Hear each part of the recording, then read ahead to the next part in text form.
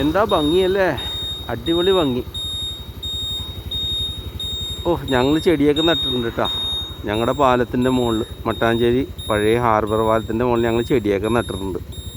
നല്ലോണം വളരുന്നുണ്ട്, അടിപൊളിയായിട്ട് വളരുന്നുണ്ട് കേട്ടോ അത്.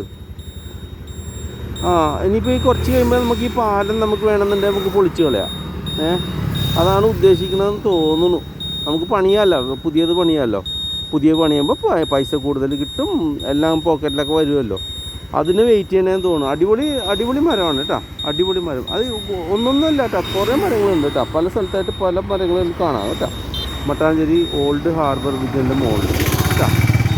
അപ്പം ഇത് ഓരോരുത്തരും ബോധമില്ലായിട്ടല്ല ഇത് ഇങ്ങനെ നിർത്തിയിരിക്കുന്നത്.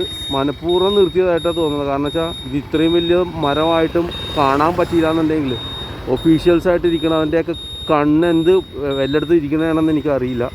പറയാൻ രാവിലെ ആയതുകൊണ്ടൊന്നും പറയുന്നില്ല. എനിവേ, ഇതാണ് സ്ഥിതി മട്ടാഞ്ചേരി ഓൾഡ് ഹാർബർ ബ്രിഡ്ജ് കേട്ടോ.